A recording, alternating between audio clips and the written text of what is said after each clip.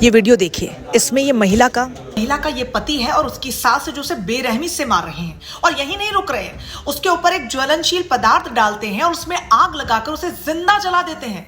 और ये सब कुछ होता है उस महिला के 6 साल के मासूम बेटे के सामने। ये आप बीती उस बेटे ने बताई है। और ये सब क्यों हुआ? एक बार फिर से दहेज की सूली चढ़ गई एक और बेटी। अब इस मामले में आज इस वीडियो में ना मैं आपको कोई आंकड़े बताने वाली हूं कि कब से कब तक कितनी महिलाओं को दहेज के चलते मार दिया गया, ना किसी तरीके के आपको मैं यहां पर आरोप लगाने वाली, क्योंकि बहुत जाहिर सी बात है कि पति तो आरोपी है ही, उसकी मां भी है, उसका पूरा परिवार है। लेकिन सबसे बड़े आरोपी अगर कोई है जो हर बार आरोपों से बच जाते हैं, वो है इन महिलाओं के माता पिता। आप समझिए कि दहेज की जो कहानी है वो कहां से शुरू हुई। 2016 में इस व्यक्ति ने, ये पिता हैं, अभिकारी सिंह इनका नाम है, जो कि इस महिला जिसकी जिंदा जलाकर हत्या कर दी गई निक्की के पिता हैं। इन्होंने 2016 में अपनी दोनों बेटों को एक ही घर में ब्याह दिया। 2016 से दहेज की मांग हुई। सबसे पहले दहेज में स्कॉर्पियो दी गई, उसके बाद नहीं रुका परिवार तो बुलेट भी दी गई, पैसे मांगते गए।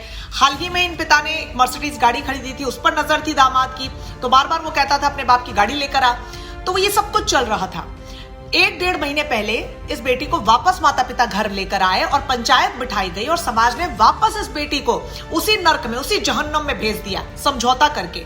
और पिता कह रहे हैं सामाजिक तौर पर शादी की थी, ऐसा ही हमारे यहाँ पर होता है, और इन्हीं के सलाह मशवरा के बाद हमने बेटी को भेज दिया। बेटी लगातार वहां से कहती रही और जिस दिन उसकी हत्या हुई उस दिन भी उसने अपने माँ को कॉल करके बोला था कि आज ये मुझे मार देगा, और उसी दिन उसको जिंदा उसी के बेटे के सामने जला दिया गया। अब सबसे बड़े आरोपी इस वक्त मेरी नजर में, क्योंकि मैं खुद एक बेटी हूं और एक बेटी की नजरिए से आपको बता रही हूं, तो ये वो माता पिता हैं। जब शुरुआत में आपकी बेटी के लिए दहेज की मांग कर दी जाती है, तभी आपको ऐसे रिश्ते को ठुकरा देना चाहिए। आप पहले एक बड़ी बेटी उस घर में दे चुके थे, कि आपको अंदेशा नहीं था वो परिवार कैसा है। और जब उन्होंने स्कॉर्पियो मांगी, आप समझ जाइए उनकी मानसिकता क्या है और वहीं रुक जाइए। क्या लड़के नहीं मिलते? और नहीं मिलते तो वो कुंवारी रहती, लेकिन जिंदा तो रहती। आज वो इस दुनिया में नहीं है। और जिस समाज ने पंचायत बिठाकर उस लड़की को वापस उस नर्क में भेजा, आज पूछिए वो समाज आपकी बेटी को आपको वापस लाके देगा? गोद में पाला पोसा आपने, बढ़ा क्या? आप मां है उसकी, आपने 9 महीने अपने कोख में उस बेटी को रखा, तकलीफें झेली, उस दुनिया में लाई, जन्म दिया किसी और के हाथों मार डालने के लिए। आप इस वीडियो को ज्यादा से ज्यादा शेयर करें, हर उन माता पिता तक पहुंचाइए जो अपनी बच्चियों से पूछते ही नहीं है, इस समाज के लिए शादी कर देते हैं और ये समाज नहीं आता उनको बचाने के लिए।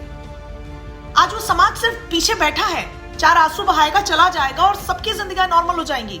एक की जान चली गई, एक पूरा परिवार पीछे रोते हुए, वो मासूम बच्चा, उसकी मां चली गई।